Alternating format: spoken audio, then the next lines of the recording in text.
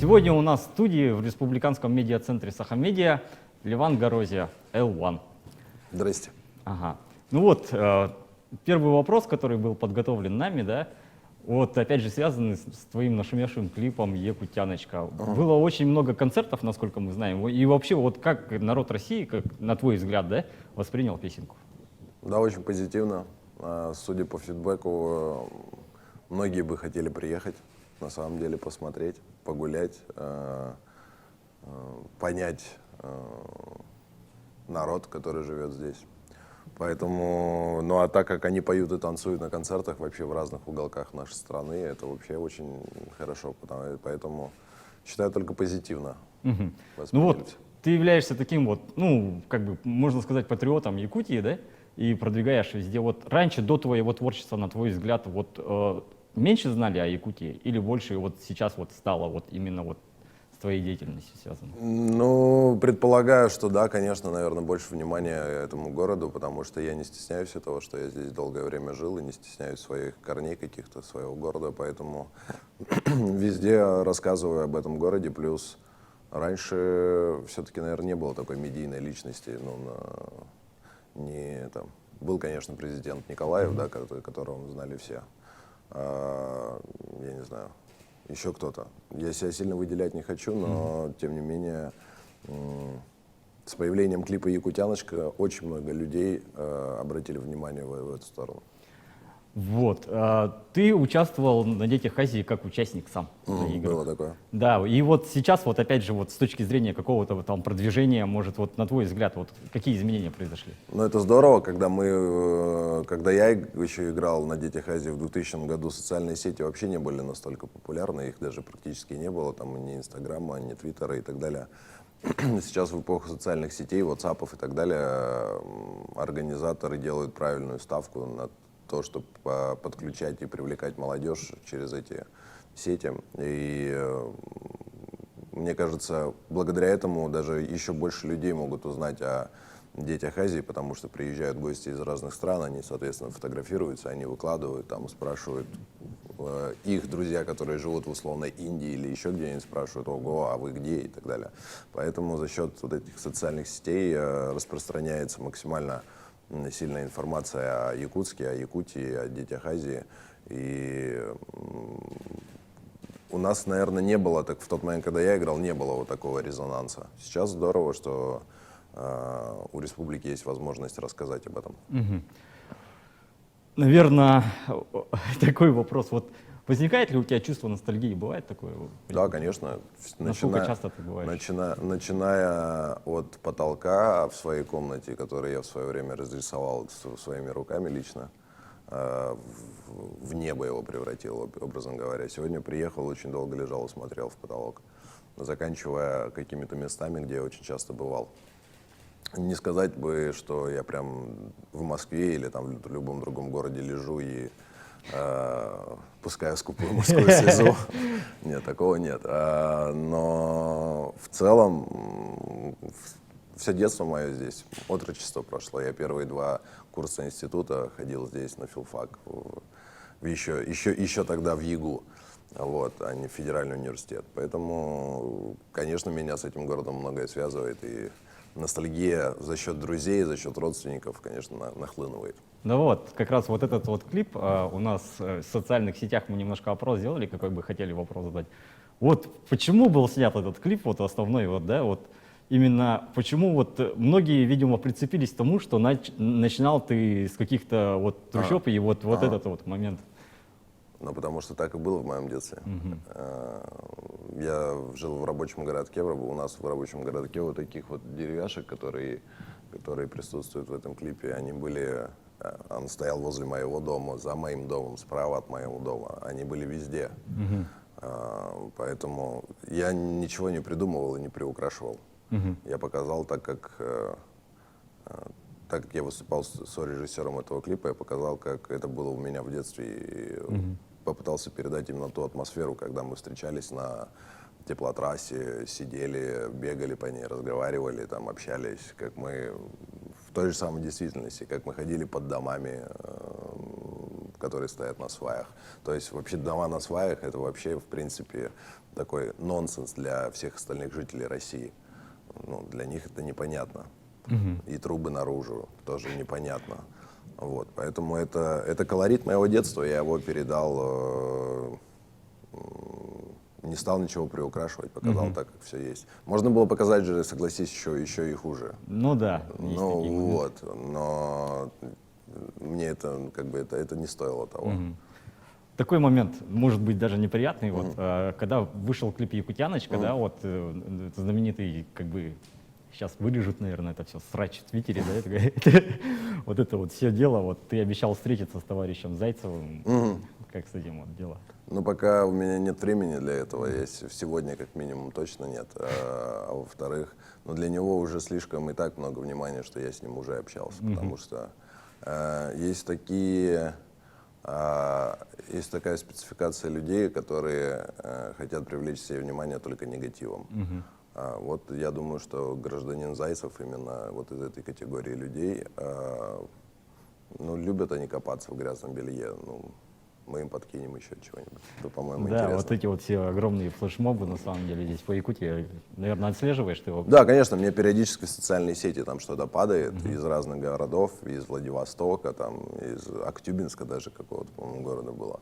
Ну, то есть абсолютно в разных частях нашей страны, в Казани, в Уфе там появляются. Ну, а когда ты приезжаешь там, даже в Нарву, Нарва, это Латвия, это на границе с Россией, и там танцуют якутяночку, это приятно. Вот показывают красавицу Висбор, да, многие были, ну, так настроены, что вот почему не якутская, например, исполнительница? Но потому что здесь дружба народов. Дети Азии — это самый главный посыл, это дружба народов, на мой взгляд, помимо спорта. И показывать знакомство с якутскими обычаями и традициями через девушку якутской национальности, это было бы достаточно странно. А так как Варвара Висбор все-таки и в клипе, это тоже мы показали, является неким гостем, вот ее там, вот только что кадры были, где ее встречает якутский клан, скажем так, и позже приглашает зайти к себе домой. Это такой значительный фактор признания, да, гостеприимства и так далее. Именно поэтому была Варвара Висбор, ну а плюс ко всему великолепный голос, безумно красивая и позитивная девушка. И это необычно, потому что она достаточно, не скажу, что прям медийный персонаж, выступила только в «Голосе», да, куда не попала.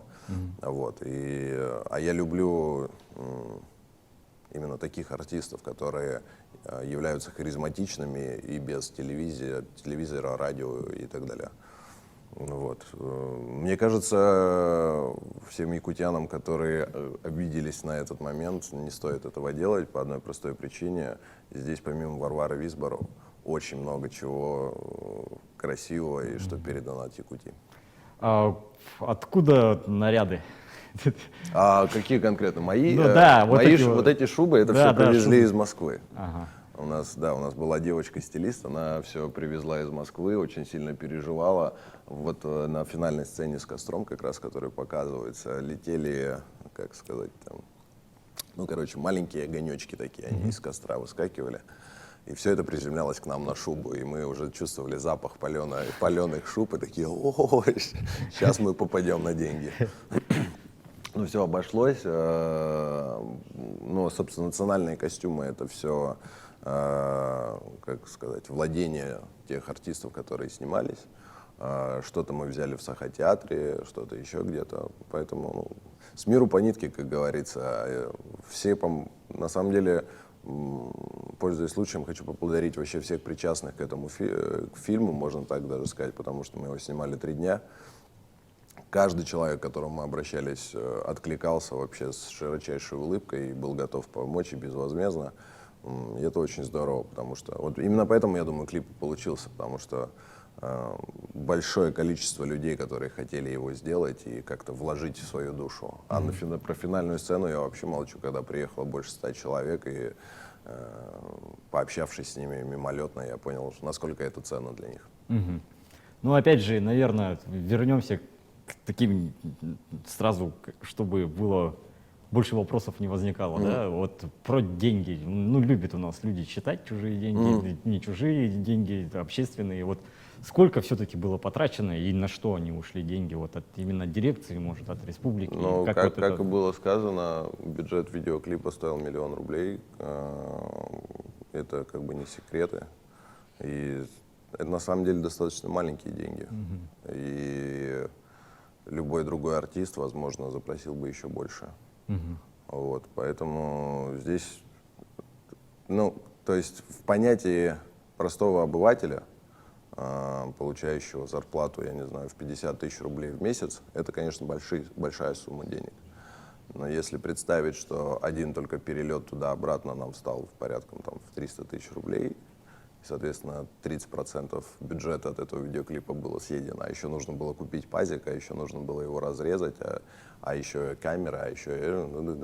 Ну, просто для обывателя сумма 1 000 000 рублей — это типа ничего себе.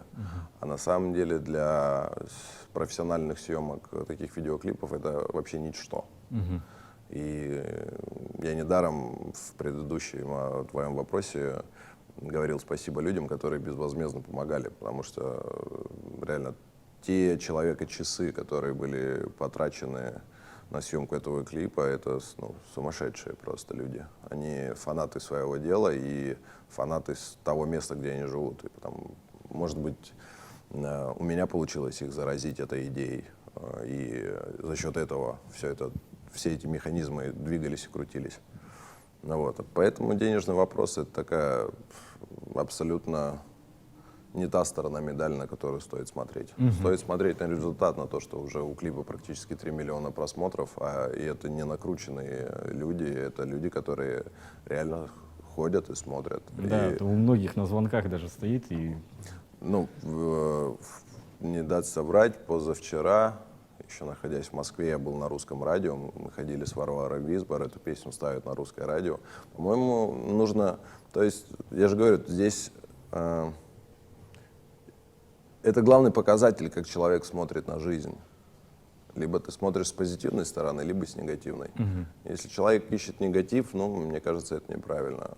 Ну, а здесь вот во всем этом нужно позитив искать. Клип смотрит много людей, многие люди узнают о Якутии. Я мониторил комментарии вообще везде, по всему интернету, взрослые люди. Так, нужно съездить. Кто-то даже писал, там, а почему Ленские столбы не показали. Кто-то даже об этом знает и очень хочет посмотреть. И так далее. Я, в принципе, привык с позитивной точки зрения смотреть на жизнь, поэтому вот эти все деньги, ну, это мимо. Какие-то еще творческие задумки с Якутией связанные? Есть одна большая творческая задумка, но говорить об этом, наверное, пока еще рано, но написан сценарий фильма, который планируется сниматься в Якутии, не в Якутске даже, а в Якутии. Вот. Потому что, ну, я не обману, наверное, никого, такой прекрасной природой нужно еще поискать.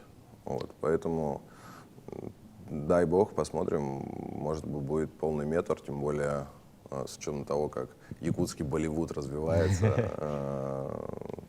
Если объединить силы Якутска и Москвы, я думаю, может получиться очень интересное кино.